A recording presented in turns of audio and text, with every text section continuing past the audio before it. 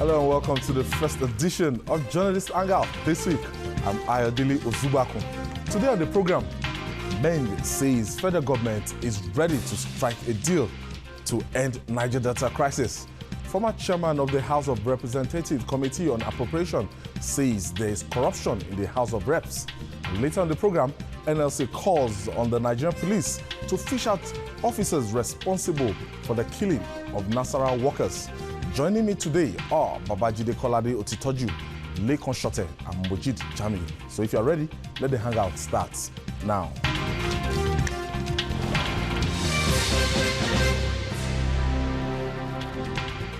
The movement for the emancipation of the Niger Delta, MEND, says the federal government is ready to end the crisis in the Niger Delta. On Saturday, the movement claimed that President Buhari's administration has agreed to release Nnamdi Kanu, who is standing trial for treason, Charles and Henry Oka, who are standing trial for alleged terrorism, and shake hands with Government Tompolo, who has been declared wanted by the federal government over his alleged involvement in fraud, among other conditions. If this were true, the federal government would be dining with the same people it once described as criminals. But a few hours later, this statement, the presidency denied entering such agreement with the militant group. Does MEND have any reason to lie to Nigerians?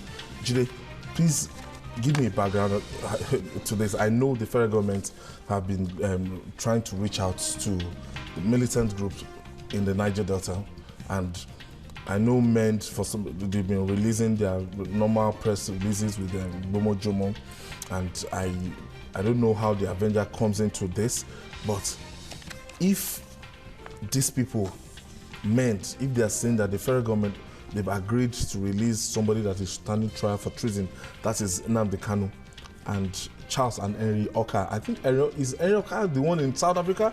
So the federal government will also influence the person standing that has been convicted in South Africa, and Government Tompolo will shake hands with the federal government. Who is the dreaming here? The reality is, see, I've said repeatedly that this whole thing, these whole bombings that we have been witnessing are linked to Tompolo. If you leave Tompolo alone today, despite his if you leave Tompolo alone today, this whole thing will stop. Government Tompolo. There is no militant in the Niger Delta area that can look at Tompolo eyeball to eyeball. There's no such militant in the entire Niger Delta region who will stand eyeball to eyeball with Tompolo. Tompolo is like the leader of all the militants in that area. And the fact that Tompolo is having this problem with the federal government is one of the reasons why these Avengers emerged. I've said it repeatedly. And we've had all kinds of things, happening that suggest that there is a link to Tompolo, that there's really, that even the Avengers, because now if you look at what they are talking about now, they've said that, okay, that the federal government should leave Tompolo alone. If he comes out as one of the delegates on the side of MEND, that he should not be harassed or intimidated in any way. Now, somebody who has been declared wanted, who has refused to come out to make himself available for trial, you now want to make him a delegate to these talks. First and foremost, it is not MEND that is bombing pipelines. So how MEND came out to say, look, we are ready for talks. Government should be negotiating with the group that is bombing pipelines and all that. But MEND has not been bombing pipelines. So how come that we suddenly heard that, okay, MEND showed up, and MEND was even nominating people to represent it in talks with federal government, when ab initio MEND had not been involved in any kind of attacks on oil installations. So at the end of the day, what they are trying to do is to find a way to get the federal government to leave Tompolo alone, unfreeze Tompolo's accounts that have been frozen, and let Tompolo return to living his normal life like you and I, like other Nigerians. So this whole agitation, they may have mentioned all kinds of other things that they are not happy about. The hospital, I mean the university, the Maritime University, the IPOP guy, Nnamdi Kanu and all that. But this whole thing is about Tompolo. I've said it repeatedly, and I know that in the fullness of time, the truth will come out and will be vindicated. This whole thing is about Tompolo.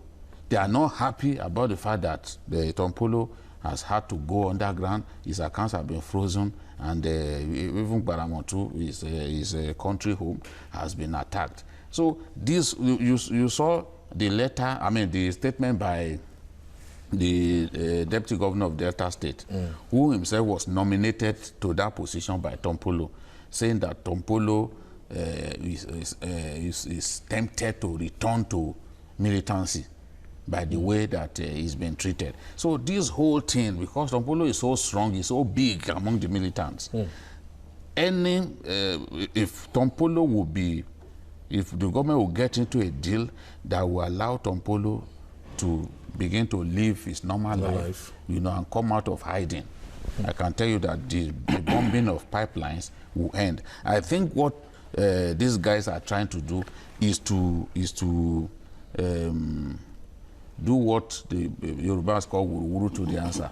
You know, their goal. A kind of agenda. Yes, a kind of test the waters, and let us see how they react. You see, the government has said, well, it is the NSA that is handling this whole negotiation, this whole process. The NSA has not come out with any definitive statement saying this is how far we have gone. And you cannot even get into these far-reaching decisions of this nature without the Attorney General of the Federation saying this is what we have agreed on. So I believe that if indeed the federal government has gotten to the point of taking far-reaching decisions and making concessions to these guys, it is not meant that should announce to us. It is the federal government itself. A joint communication from both sides. From both sides. This is what we've agreed. Yes, it is not. So it is. They are just trying to test the waters. Let us then see how Nigerians will react. That is what is going on. MJ, now, will it be wise for the federal government of Nigeria to, you know, they are asking for Nnamdi Kanu. That's a different ball game. This is somebody that is under trial for treason. Henry Oka, Charles Oka. And can the federal government, you know, go, they've set this agenda. Let's assume that this is what they want. Do you advise the federal government should go with them on this? It's a 50-50 situation. It's like between the Red Sea and the Deep Blue Sea. Tompolo is really living up to that name that he has given himself. Government Ekwemukolo Tompolo. You know, very funny name. It's a government. It says there is no way a government can arrest another government. And the government of Buhari has not succeeded in arresting the government of Tompolo.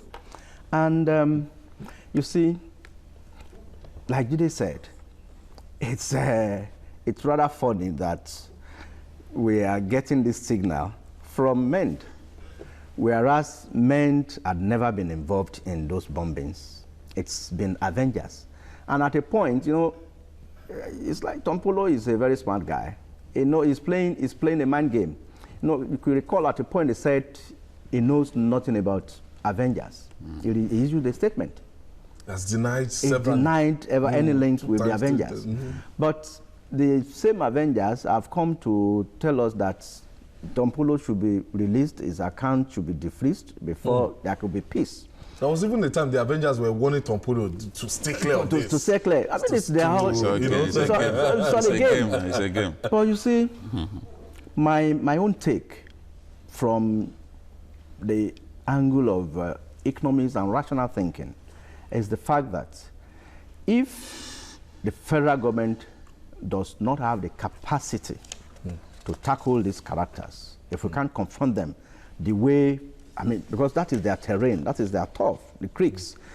Unlike what we are seeing in Lagos, Arepo stroke Ikorodu axis, where they are being rooted and they are actually taking off. Because that is, I mean, we only have very little creeks in those areas. I mean, the terrain is a bit easier than what we have over there, where about 90% is actually a creek. So it's easy. Plenty of pipelines. Plenty of pipelines. And what we are dealing with in Ikorodu and Adepo is just refined products that, I mean, you can actually locate where they are. But there is, I mean, we have pipelines that are interwoven in the Niger Delta compared to what we have.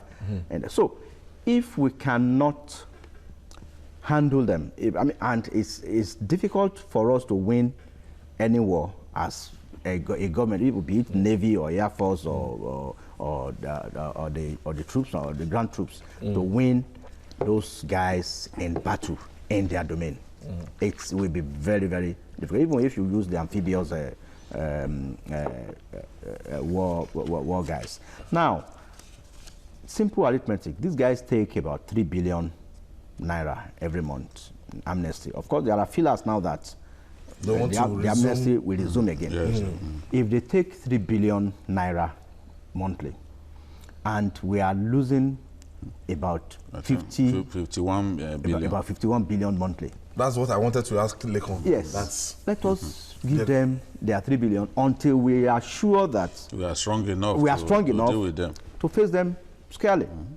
I think that will be my submission. That is what is reasonable, because there is no point. I mean, if you are facing, I mean, it's like a small boy trying to face a Tyson. You know that with one blow, Tyson will finish you. Or like IICC shooting stars of those days facing the almighty Brazil. You know, it's a no contest. So if we cannot handle these guys technically, then it's better we look at the amnesty option, especially now that the economy is not smiling. But thank God through the FRS, I mean, we are trying to get a little bit of a lift in terms of internally generated revenue. I mean, we are doing, but then we can also do with whatever we can, because now as we speak, I think we are losing about 800,000 barrels per day from the 2.2 million barrels export level. In the budgets that we know that it's going to be difficult to service. There's no point making noise. The government is going to have to borrow about $10 billion from next quarter. I wanted to ask you, if you are to be an advisor to Mr. President right now, it's like a catch-22 situation. Let me negotiate so that I'll get peace in the Niger Delta, so that the little we can make from the $42 per barrel and get peace, so that we can finance our 2016 budget. As I said, by the third quarter, the federal government is going to borrow $10 billion. $10 billion? Yes, sir. That's one. Two, the debt repayment schedule, almost 1 trillion is paid as servicing. Yeah. And then you are now paying just about $200 million naira out of principal. You're not doing well at all. Do you understand? So it makes sense for the federal government to sit down and negotiate with everybody that shows up, including the fake people. Sit down and negotiate. Including the Adakaburu, whoever. Everybody. It's the same people doing it. Even if Asari Dokubo comes up, let's negotiate. Let's negotiate and. You are just running a game on us. However, I tell you one thing: the heat is on. You saw what happened in Ogun State? The bombing and firing of those guys. They are ferreting them out of Southwest. Yeah. The leaders of Ijaw had a meeting in the house of Edwin Clark. You think there's no reason for that? They know that as soon as they start making enemies out of the Southwest, it's going to be really terrible. Now, Avengers, Niger Delta Avengers said that they would declare Niger Delta Republic today. And then they said, no, we are not going to do it again. Do you understand? And then MENT comes up and says, oh, federal government has agreed to talk to us. And these are the conditions. Do you understand? So it tells me a lot that the heat is on. Do you know that the federal government is recruiting JTF inside of Niger Delta, indigenes, who are joining the federal government team now? And the governor of Bayelsa is involved in all this. And you shouldn't be shocked to know that all these leaders of Ijaw, they have the phone numbers of these guys. Yeah. And they are calling them. Indeed, they even say that they are calling us. Yeah. Do you understand? So for me, the heat is on. Niger Delta, MEND is a hydra-headed, if you like, monster. And it is spitting fire on all sides. And then it is now extending the olive tree leaf on one hand. That's what I see. And I think, like I said, to sum it up, is that let federal government talk with anybody, everybody that shows up, talk to them, negotiate with them, including the Dr. Judith from America. Anybody, bring them in, let them talk and conclude. The reality is, MEND is Tompolo, and Tompolo is MEND. Now, all these faces we are seeing. Yeah. MEND, the person who set up MEND is Tompolo. MEND is not even Enrioka. Enrioka. The ideologue. Enrioka was just the person churning out press statements and all that through the emails. He wasn't going with them to the high seas where they were seizing expatriate oil workers, where they were carrying out some bombings at that time. So MEND is Tompolo, not Enrioka. And that was why when former President Goodluck Jonathan said, no, I don't believe that MEND carried out this attack. The October 1 bombing. Yes. What Nigerians did not realize what he meant was that the mainstream MEND, that's Tompolo, John Togo, and the rest of them were with him. Yeah. So he couldn't have believed that there was another MEND. Yeah. But here was Enrioka using the name of MEND to carry out the attack, using his brothers. So Jonathan was right when he said MEND didn't carry this out, because 99% of MEND was not with Enrioka. I mean, was with Jonathan. They had already, they had made peace. The amnesty program had been introduced. So he was taken aback. You know, if somebody who does not even to communicate is a big problem for Jonathan. So when he means to say something, he says it, he does not communicate effectively, Nigerians will read a different meaning. Like even when he said that stealing is not corruption, it was Justice Akanbi who first said so, because stealing indeed is not corruption. A country like Finland, for example, they have literally banished corruption, but stealing still takes place. In your house, somebody can take your maybe you kept 1 naira or 2 naira somewhere. But corruption is a bigger distance. So at the level of government, in some of those Scandinavian countries, they've literally banished corruption. You can check this. So Justice Akanbi explained effectively that stealing is not corruption. But when Jonathan tried, when Jonathan tried to say it, yes, it was. They said no, that means he supports corruption. But that's not really the point that I want to make. The reality is, MEND belongs to Tompolo. So for so long, MEND was inactive because there was no point for MEND to show it bear his fangs. But it looks like now this is the time that they think they can use MEND. The reality is, Avengers have remained faceless for now.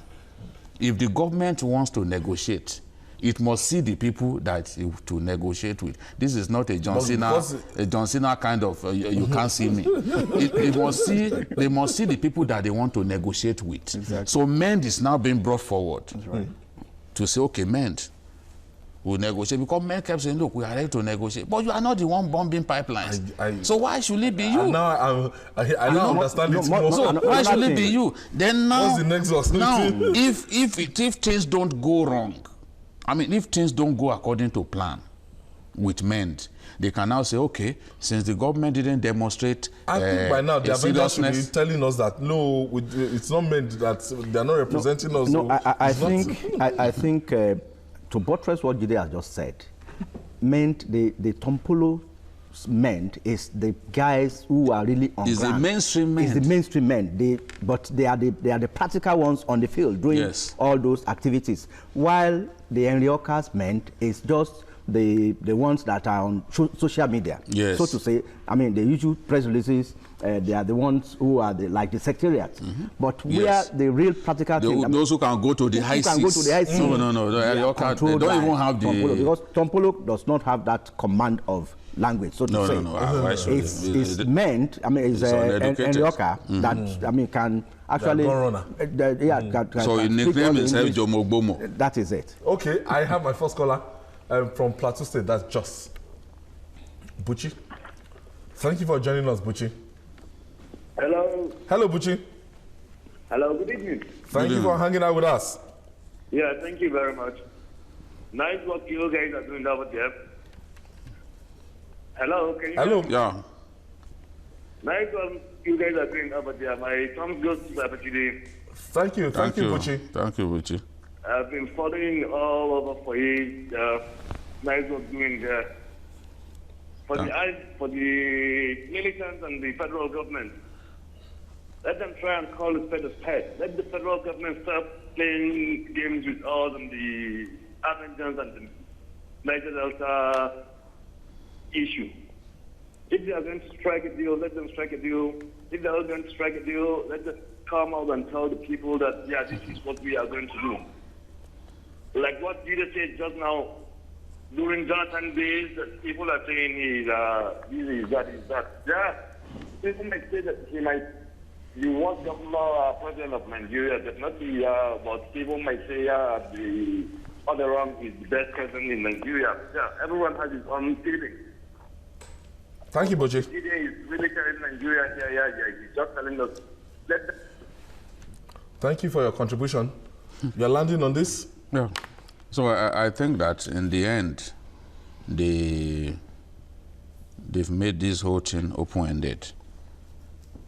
They're pushing MEND forward to do the negotiation, while Avengers retain their capacity to continue to bomb.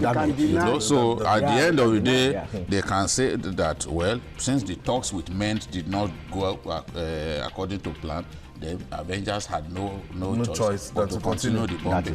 If the talks go, because some of the... it's all the same thing. That's if it goes on well, MEND will not say they have appealed to Avengers. No, you saw what they said. They said, well, if after the negotiations, then Avengers continue to bomb, then we will invite the military to crush the Avengers, and we will support the military to cross, to fish out. I think you have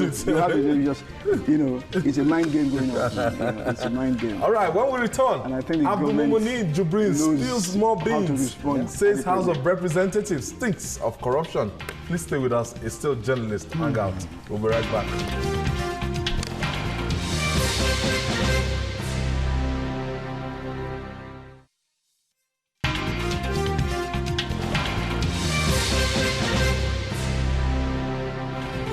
Welcome back.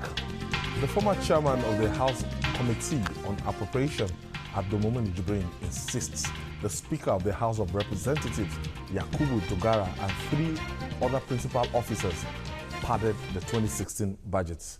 Yesterday, he took to Twitter saying, "We will be at the ICPC 10 a.m., DSS 12 noon, ESCC 2 p.m., and police headquarters 4 p.m. The law will surely catch up with the corrupt speaker and others." He agreed with former President Olusegun Obasanjo that the National Assembly is populated by corrupt elements. Is there more to these allegations? Lekon. The beauty of it is that when his resignation was announced in the floor of the House, I thought that, maybe that's the end of the drama and everything. And after his press conference, to just spill the beans and it will go on the ground and everything. But he has been sustaining this attack. And my people will say in Lagos, back to back. He has been giving them expose and he has been sustaining this attack. Back like Olamide. You heard what he said, that this pardon thing has been going on since 1999. So the man has a sense of history. He has a load of information on even the speaker, even before he became speaker. He's just telling us about his tenure as speaker now. He has not even started going back to Dogara being a speaker. You don't know how much information this gentleman has. The way he's bubbling tells you that you need to. The guy is like water, boiling water that you cover with a lid. You know, the way it... Why couldn't they manage him? Manage? Why did they manage him? What? Why did they, until they removed him? The man came to you and said, "I want to leave." And then before he got to his office, you announced that he's been sacked. He's been sacked. Somebody who has, they forgot that the man has a lot. See all those things that is playing on social media. By now they should have reached out to him. I'm just playing. I just want them to do. I don't want them. It's a good thing that he has now gone to EFCC. Now they say they have some things on him. They should also go and submit whatever it is they have on him, documents they have on him to EFCC. That we now see, because I need to hear more. Apart from the threats of 7 days to retract what he has said by Yakubu Dogara, the speaker, for God's sake, has not given us anything to say. Nothing to give. You see, nothing to give. Dogara should just, whatever he has on the brain, he should take it to EFCC. So that let's see. That's what Namda says, that look, we have nothing to say again until September 13. And September 13 is a long time. It's a long time. By the time, if they must wait until September 13, there will be no shred of credibility left for Dogara. That's right. Because at the rate that Kano man is going, he's bent on destroying the speaker completely. And as if he was prepared ab initio for this kind of day, for a day like this. He's been this thing for 17 years now. Let me tell you something. That guy is 40 years old. He was born in 1976. That's right. Oh, yeah. Young man. He's a young man. But he's schooled abroad. He knows his onions. He has a PhD, has an MBA. He has a PhD. You don't toy with that kind of person. Only this is a trigger. And we want to take advantage of this trigger to reform the National Assembly. He's not talking about reps alone. He said the National Assembly stinks. That's what he said. He said the National Assembly stinks. It's been there since 5 years ago. This is his 5th year. That's right. And he said, even before Dogara became a reason, that in the 7th Assembly, that Dogara allegedly cornered an irrigation project meant for his state into his own personal farm. He said, Dogara has not come out to deny that. So in criminal times, I even saw some houses that they said we guess. Yes. So, and now what all Dogara can say is, I'm giving him 7 days to retract, or else I'll go to court. I mean, it's no, that threat cannot intimidate. Should it be a civil thing? It should be a criminal matter. It should go, honestly, whatever information he has on the mind, should submit to look at the guidelines. I look at the timelines this guy has given. He said 10 a.m. I'll be at the ICPC, 12 o'clock DSS, 2 p.m. EFCC, and 4 p.m. He said we are there now. And he keeps tweeting, I think I'm at the EFCC. I think you should be careful. No. You see, he's already. Nothing can happen to that guy. He's ready for the worst. That's right. He has not said that he's a saint. That's right. In fact, if he says he's a saint, I will tell him. He said they are all corrupt. Who are you talking to? He said everybody. He knows that he is just Why like. has he kept quiet just this like, time? It's He is just now. like Dogara himself. So, what he cannot stand is the attempt to make him look like the dirtiest person. Yeah, that is the fall guy. That's right. You know, so that is what he quarrels with. You can't make him the Okay, it was that first attack that he went That to go is and it. That was the one that cornered everything. Yes. You know, the first time they said no, don't talk for the. Even when journalists wanted information about the budget, you know, they told him that he should not speak for the House. That's right. They took that power off him. Yes. So as even the chairman of the appropriation committee, he could not speak for the House. And he kept quiet all the while. But this whole thing boiled over when you decided to just kick him out. And he said, look, that there were occasions when he wept because the way the whole thing was going.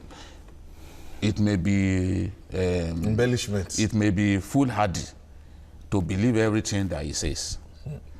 Because I find it difficult to trust many of the people in that house. I find it extremely difficult. Your uncle is there. Well, Why you talking today?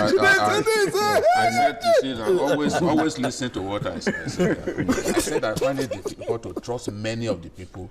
I didn't say everyone. So I pick my words carefully. And it's not be difficult for you to knock my head and down my uncle together on a program like this because they will record it and go and show it. But if for any reason he is involved, I will be the first person to come on this program to attack him. Let me tell you what happened when the short man from Kano, the one who famously kept money in his scarf. Dollars or not naira? Dollars. When he went to take that money from Otedola, my mother asked Faleke, do you know anything about this? Oh, because the image, of that committee, that yes. time, In fact, Faleke was asking most of the probing questions, asking most of the probing questions. Did you join him in this whole thing? He said, no, he didn't tell anybody, he went alone. And one reason why you have to believe that that guy did it alone was because he came out to say, look, I've given the money to Adams Jagaba, the Kaduna lawmaker. Adams Jagaba was the chairman of the House of Reps Committee on Narcotics and the rest. And Jagaba came out to address the press. He said, if you say that again, I'm taking you to court straight. You never gave me any money. So clearly, the man, the short man from Kano, could not. He acted alone. He acted alone, and that's why people came up with that sobriquet, the audacity of greed. I can't forget. I don't know why like Obama's audacity of hope. Yes, I don't know why history always repeats itself in the House of Reps. At that time, when he was fooling Nigerians. Integrity Group. We called it Integrity Group. Now we have Transparency Group. And it's always money that steers the honest nest in the House of Reps. They've done everything possible, you know, to make people happy. ETE created many committees. She split the finance committee into two and carved customs out of finance so that she can give many people chairmanship positions and all that. But it doesn't stop the fighting. It is clear now that Jibrin almost killed himself to have Dogara elected because Jibrin was eyeing the appropriation committee. He was chairman of finance. But that means there must be something. Everyone knows that if you are chairman of appropriation, you've already become a billionaire. That is it. That is the belief in Nigeria. And if you are chairman of appropriation, like my uncle from Osun State, you know, if somebody takes that position from you, as ETE did to the short man from Kano, no, hell had no fury greater than appropriation committee chairman removed from his position. Chairman House Committee on Education. Yes. So after that, Farouk Lawan set up the so-called integrity group, and fought and fought and fought Ete until they kicked Ete out. A new how a few years after, the same House of Representatives cleared Ete and said no, she didn't do anything. I remember that time.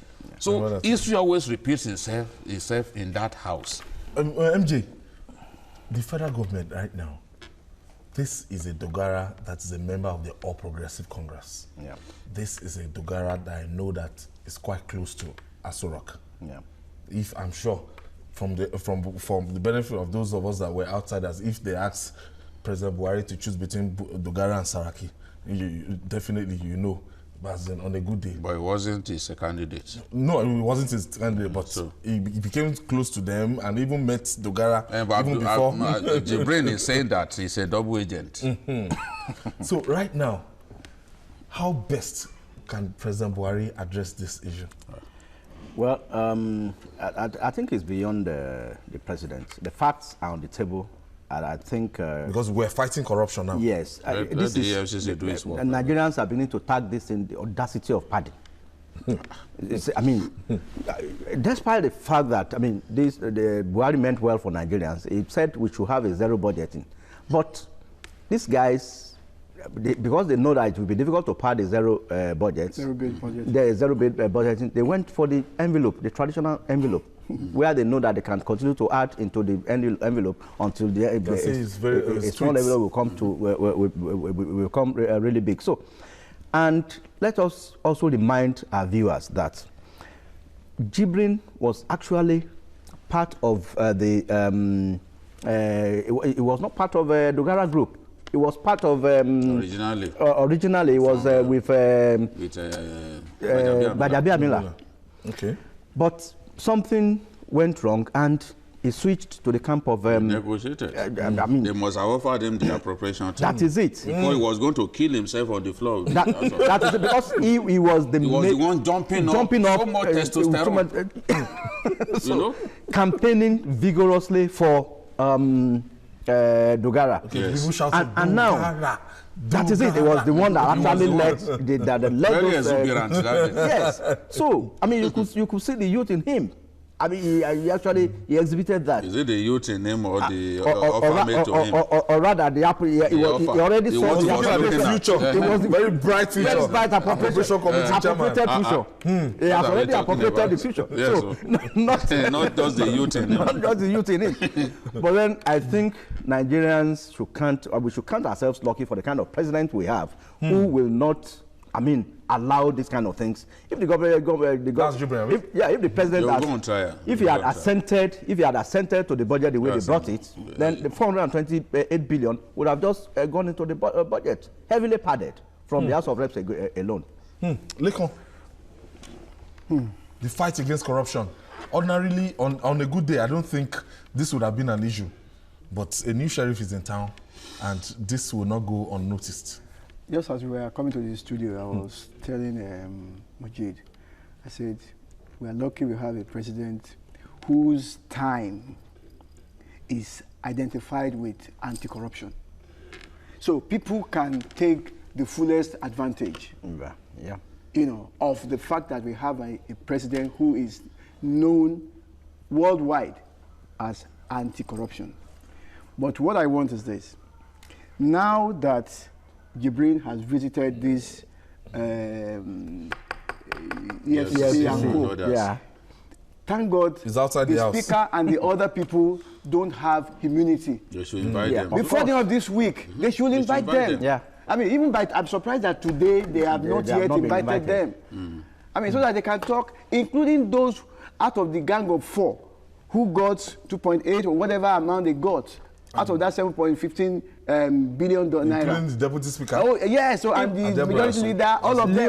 Leo Ogo owned up to collecting the projects. Did you see those memos? The memos that are writing to Let's take this call from Kaduna. James, thank you for hanging on, James. Hello, James. Hello, James. Yeah, good evening. Good evening, James. You guys are doing a fantastic job, actually. Thank you, James. Okay, my contribution is little. I am wondering about the fact that there is so much talk about this looking at the legislative arm. Who talked about can hardly, this line is bad, James. Can hardly hear what you're saying. Gentlemen, reaching home stretch on this, Jide? Yeah, I think that it is important that we do not allow these people to escape justice. The speaker granted an interview last week. It was published last week in one of the major papers where he said the reason corruption festers is because people don't see corrupt people jailed. They see them arraigned. This same speaker? This same speaker. They see corrupt people arraigned, but they don't see them eventually jailed. He said until that we start jailing corrupt people, that people will not learn in Nigeria that corruption is a bad thing. So I'm happy that he knows this, and I'm happy that we have zero tolerance for corruption at this time.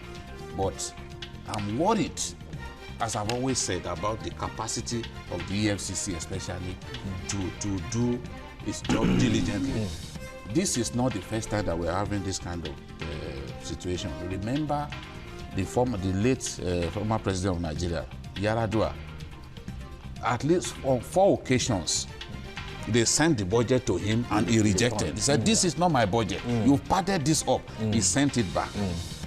And invariably, 3 lawmakers, including Senator Nicholas Ugbane, and Nicholas Lumelu, were put on trial. Their trial began in 2009. Justice Onibanjo. But in 2013, Justice Mudashiru Oneyangi from Ilorin released them. And the judge said, well, that these guys are not members of the Tenders Board, of the Rural Electrification Agency. So they were released. So what are we sure will happen at the end of the day? MJ, are we taking the cue? He doesn't have a role model in the National Assembly, in the Senate. He cannot resign. As a matter of fact, it will be difficult for Dogara to resign. I think we are getting to a point where Nigerians need to call for a referendum and find out if actually we need these characters, calling themselves the National Assembly, honestly, with what is happening. I think we are getting to that point. Like what happened in Senegal. If the police can pick up the Senate President and his deputy for forgery, if the EFCC, if the CCT, Code of Control, can begin to take them to court, I think the police and EFCC should be, since they have submitted the stop wasting time. They should not waste time. I would have expected that over the weekend there should have been a statement. Or they should not expect the president's body language. They don't. There's no body language. I mean, everything is out in the open. It's already in the public. And if Dogara were even a serious person, by now, that House of Reps is a recess. He ought to have called them back. Yes. Because this is a serious national issue. Yes. Against him, against the to do with his integrity. Yes, but to think that you can hang on until September 13, when you hope to resume and then suspend Jibrin, no. He ought to call the House back and say, gentlemen, I'm stepping aside. Or do anything to clear investigation anything to clear his name. No, he won't step aside. He doesn't have a he has a brother. No, he doesn't have a brother. I think the civil society. I think they don't step aside. I think the civil society. Not set that example for I think the civil society group. It will be suicidal for him to step aside. Why should he has not gotten to the dock? He has not entered the dock. How will he step aside? He has another brother who has not set the example of stepping aside. So why would he? CCT down to Federal High Court, being docked twice, 2 different courts. And you keep going to court? In the accused box. And so it doesn't have an example. It doesn't have any example. I think the civil society has a job to do. They must begin to make noise as much as possible. They should make so much that we need to see more protests. They need to really talk to these guys. I think it will get to a point that people will go and encircle the National Assembly. Yes, occupy National Assembly. I think it's time for that. They will do the sort of thing that happened in this Romania. Yeah. Will take over the National Assembly. Occupy National Assembly. This is the time for that. All right, moving on now. Civil servants in Nasarawa State are angry. They are angry that their salary was cut by 50% and that the Nigerian police killed 2 of them while they were protesting the pay cuts. The Nigerian Labour Congress is demanding that the officers responsible for the killings be tried and disengaged. Why would the police open fire on defenseless protesters, gentlemen? I'm worried. One, can a governor unilaterally reduce salaries of people? The reality is that if he cannot pay. Wait a minute. I understand that. Can you unilaterally, isn't there? He's not reduce the salary. What he's saying that, look, it's 50% I can pay now. For now. For now. Good.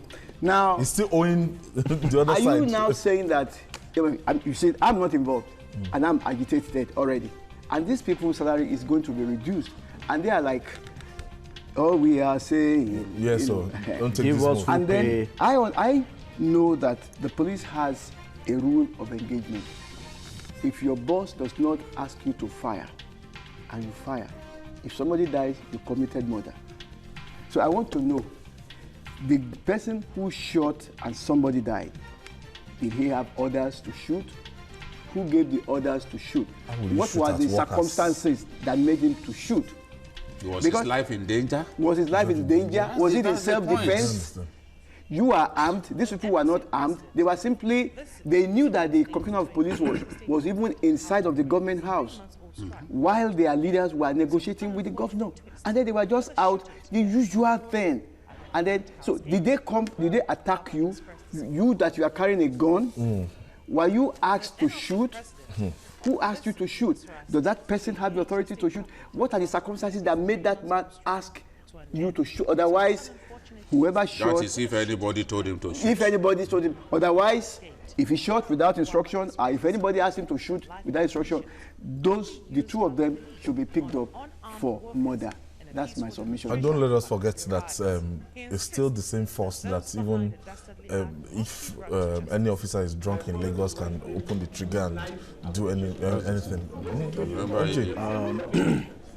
I think we should let our viewers know that, I've worked with a governor before, and you see, to be posted to the government house, these policemen actually lobby.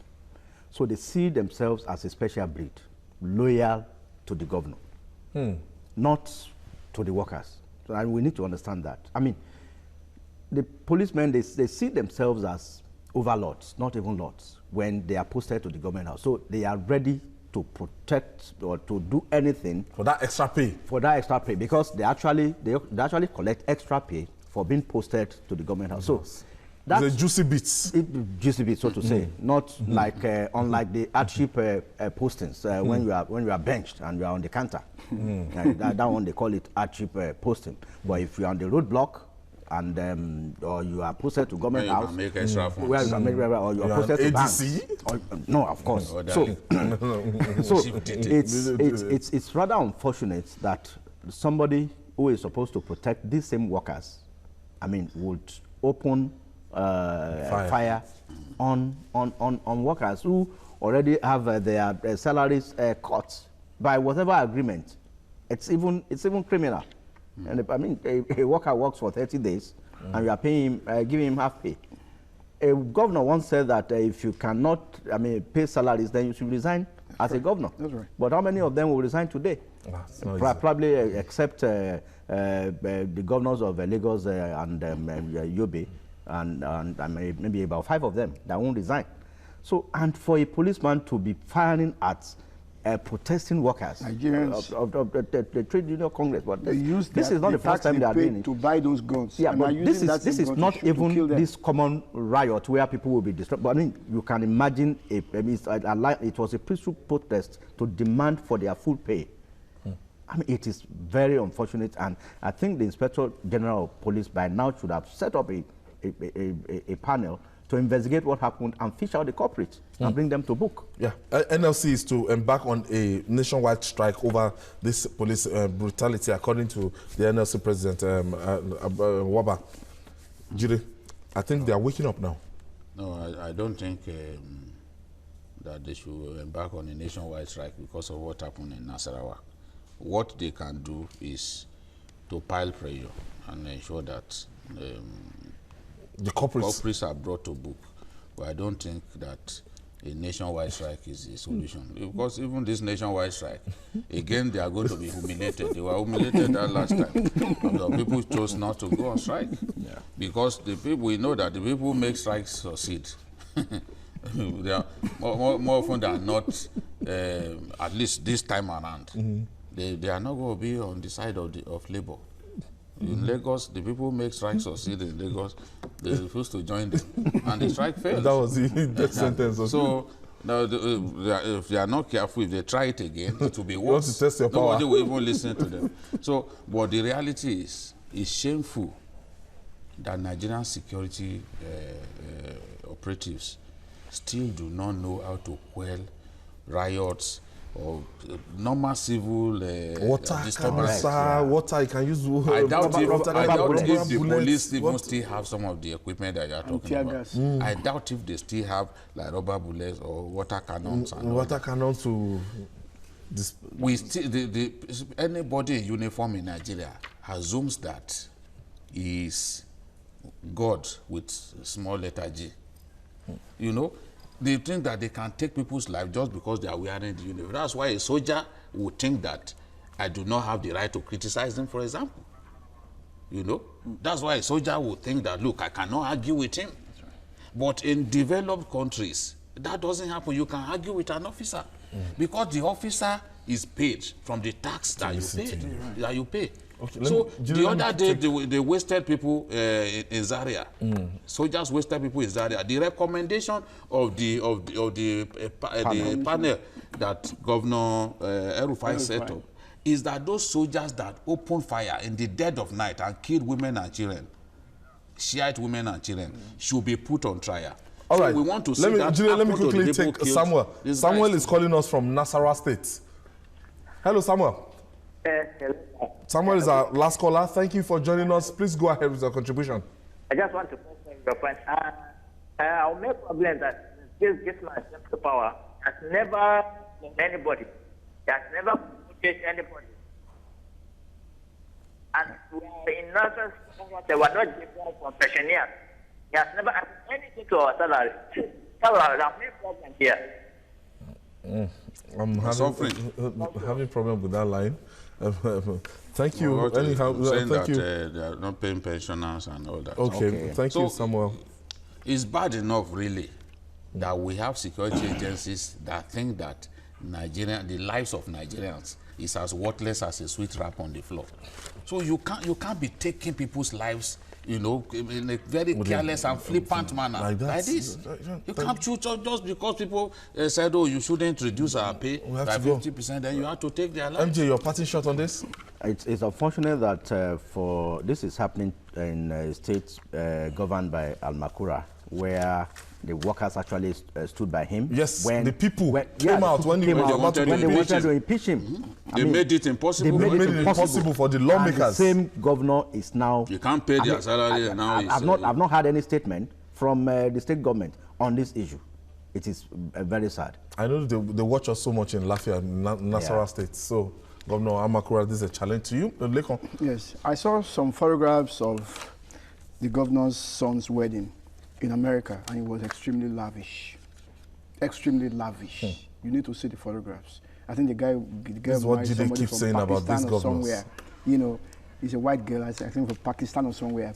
Lavish party. Even his house, lavish house. And this man cannot pay people's salary. And he's always been a businessman. He has never been poor. And the policemen around him are shooting people who are asking for full salary. Thank you, Lekon Shetan. Thank you, Moji Jami. Thank you. And Babajide Kolado Stoju. Thank you. And that is on Journalist Hangout today. Join us tomorrow for another exciting episode. And you can also watch Journalist Hangouts on YouTube. That is youtube.com/TVC News Nigeria. I'm Ayodele Uzubako. Bye for now, and God bless Nigeria.